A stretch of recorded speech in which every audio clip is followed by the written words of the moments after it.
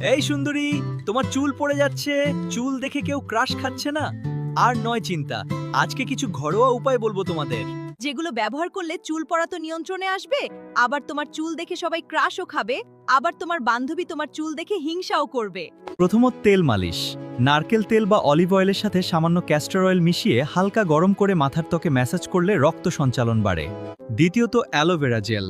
মাথার ত্বকের পিএইচ ভারসাম্য বজায় রাখতে এবং খুশকি কমাতে অ্যালোভেরা জেল সরাসরি ব্যবহার করা যায়। তৃতীয়ত পেঁয়াজের রস। এতে থাকা সালফার নতুন চুল গজাতে সাহায্য করে। পেঁয়াজের রস লাগিয়ে 30 মিনিট পর শ্যাম্পু করে নিলে ভালো ফল পাওয়া যায়। চুলের গোড়া ভেতর থেকে মজবুত করতে নির্দিষ্ট কিছু ভিটামিন ও মিনারেল সমৃদ্ধ ফল খাওয়া। আমলকি, লেবু, পেয়ারা আর কমলা এগুলো চুল ভাঙা রোধ করে, চুলের পুষ্টি যোগায় ও চুলের নরম ও উজ্জ্বল ভাব আনে। এইগুলো যদি করতে পারো তাহলে চুল পড়া কমবে আর চুল হবে ঝরঝরে, চুল দেখে ক্রাশ খাবে সবাই। নিয়মিত হেলথ টিপস পেতে আমাকে ফলো করো। ছেলেদের হ্যান্ডসাম আর মেয়েদের সুন্দরী বানিয়ে দিব।